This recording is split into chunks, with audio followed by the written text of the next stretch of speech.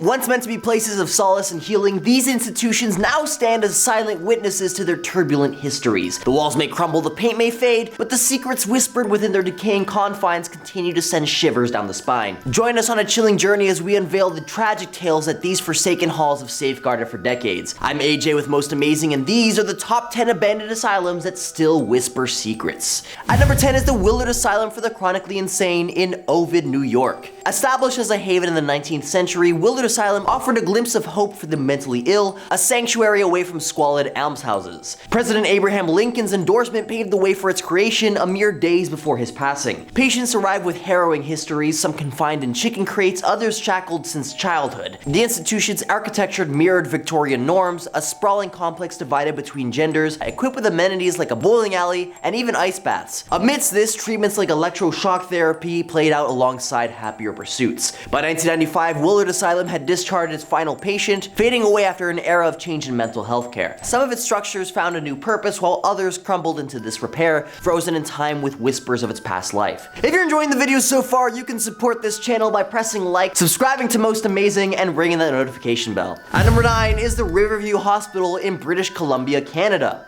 Woohoo, Canada. Venturing into the heart of British Columbia, we find the enigmatic Riverview Hospital, once a bustling mental asylum, now lost to time. This asylum site sprawls across 247 acres, harboring the echoes of a harrowing history. Dating back to the early 1900s, Riverview's West Lawn Pavilion stands as a sentinel to the past, housing profoundly disturbed male patients until its closure in 1983. Its grandeur, with imposing pillars and a weathered porch, has made it an iconic image of the abandoned complex. Originally designed as a dual haven, the hospital aimed to merge healthcare with botanical splendor. A belief in nature's power to heal was ingrained in this foundation. However, its vision was shifted, and Riverview's role as botanical sanctuary was eventually relocated. Within its walls, over 4,300 souls were held in the 1950s. But even as medical progress reduced patient numbers, troubling practices persisted. Shock therapy and alleged illegal sterilizations cast a chilling shadow, with settlements granted to those who suffered in silence. Today, Riverview's eerie corridors whisper stories of trauma, rumored to be a magnet for the supernatural. From its unsettling history to its role as a cinematic backdrop, the Riverview Hospital stands out as a silent sentinel, a portal to the past that still echoes in the present. At number 8 is Sanatorio Durán, located in Cartago. Founded in 1918 and originally established as a tuberculosis hospital by Dr. Carlos Durán, the facility's purpose shifted over time. Despite contrasting accounts, it's confirmed that the doctor's daughter fell victim to the disease after the sanatorium's establishment. Tragically, her demise followed soon after. Operated predominantly by nuns from the Sisters' Charity Santa Ana, Sanatorio Durán expanded its scope to accommodate patients with varying conditions, including mental illness. The hospital's role extended beyond healthcare, often becoming an unconventional refuge for society's undesirables, where tuberculosis patients, individuals with mental struggles, and even criminals coexisted. Progress in tuberculosis treatment led to reduced patient numbers by 1960s, with those with mental illnesses transferred to larger psychiatric institutions. As the need for the sanatorium waned, it underwent transformations into an orphanage and a prison, persisting for another decade before its ultimate closure. Decades later, the site bears the marks of time and natural disaster, notably the eruption of the Irazu volcano in 1994. Today, this asylum stands as an eerie testament to its past, earning a reputation as one of Costa Rica's most haunted places. At number 7 is Denbigh, the abandoned insane asylum in North Wales. Built between 1944 and 1948, Denbigh was meant to be a sanctuary for around 200 patients from Wales. But as demand surged, it expanded its walls to contain up to a staggering 1,500 souls at its peak. Now, things would eventually take a dark turn. We're talking prefrontal lobotomy. Over 20 unfortunate patients underwent this procedure between 1942 and 1944. Tragically, one even lost their life. And if that wasn't grim enough, reports suggest that violent patients found themselves in cages. Flash forward to the 1960s, and the asylum's infamy caught up with it. Enoch Powell, a British member of Parliament,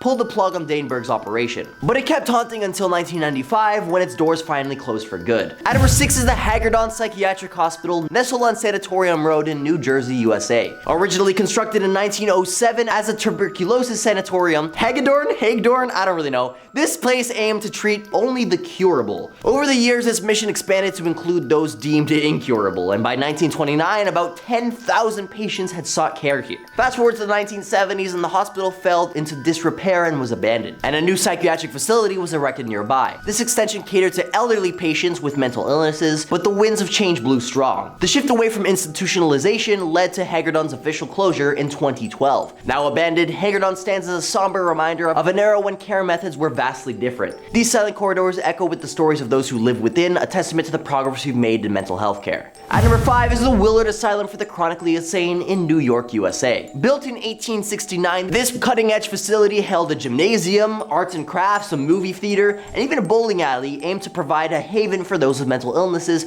to recover and reintegrate into society. But sadly, like its other counterparts, overcrowding stifled its mission, subjecting patients to archaic treatments like electroshock therapy and ice baths. The hospital's doors closed in 1995, but its legacy lives on through the haunting discovery of hundreds of suitcases belonging to forgotten patients. These personal artifacts tell the stories of lives once lost in the shadows, now brought to light by the Willard Suitcase Project. At number 4, and I'm totally gonna butcher this, is the Ospedale Psichiatrico di Volterra, the abandoned insane asylum in Italy. Established in 1888, this asylum was meant to be a haven for patients with mental illnesses. Dr. Luigi Scabbia expanded it into a village, complete with shops, gardens, and even a judicial section. However, its idyllic vision was lost as it became overcrowded with over 6,000 patients by the year 1960. Sadly, conditions here were far from ideal. Patients were treated like prisoners, subjected to electroshock, insulin-induced comas, and ice tank submersions. The asylum's dark history persisted until 1978, when the Basaglia law mandated its closure, finally ending the suffering. Today, the abandoned asylum stands as a somber reminder of its past. Among the decaying walls, you can still find the haunting artwork of Fernando Orcete Nanetti, a patient who left his mark with intricate graffiti that depicted the experiences and abuses he witnessed. At number 3 is the Trans-Allegheny Lunatic Asylum in West Virginia, USA. Opening its doors back in 1983, this asylum was the brainchild of Thomas Kirkpaid, a mental health practitioner who believed in providing patients with a supportive environment for their recovery. Originally embodying reformist ideals, the asylum boasted spacious halls, private rooms, and even outdoor facilities like a farm and waterworks. But as time went on, a sinister shift occurred. Overcrowding took hold, with patient numbers far exceeding capacity. Quality care plummeted, leaving patients to fend for themselves amidst the deteriorating conditions. What's truly disturbing, however, is the treatments administered here. Dr. Walter Freeman, infamous for his ice pick lobotomy method, performed around 4,000 of these chilling procedures within these walls, which involved an ice pick through the eye socket. The horrors within these walls came to light in the bombshell expose in 1949, revealing the disturbing conditions. Yet the asylum staggered on, only closing its doors for good in 1994. Today, visitors can explore the remnants of its haunting history. The main building now hosts exhibits showcasing patient art and the tools of their torment. For those brave enough, paranormal tours await, offering a spine-chilling glimpse into the secrets that still echo within these forsaken halls. At number 2 is the Beechworth Lunatic Asylum in Victoria, Australia. Back in October of 1867, this sprawling institution emerged atop a hill, driven by a peculiar belief that a higher altitude could cure mental illness, housing over 1,200 patients and boasting a staff of 700 at its zenith. But the treatments here were anything but gentle. We're talking straitjackets, shackles, and electroshock therapy, a common practice that led to mass shock sessions. Now, it's no wonder that this place was believed to be haunted even after its closure in 1995. For example, meet Martin Sharp, a compassionate soul from the past. Rumor has it that her spirit still lingers, casting chilling auras as she watches over patients. Nurses have shared eerie tales of her presence, recounting a sudden drop in temperature when she's around. And brace yourself, other ghostly figures have been sighted by brave visitors during haunted tours, preserving the asylum's unsettling legacy that endures even now, more than 150 years later. At number 1 is the State Asylum in Pennsylvania, USA, where healing turned into horror. Established in 1903 as a haven for the mentally ill, it quickly spiraled into overcrowded chaos. Unqualified staff struggled to care for patients, leading to shocking violence between them.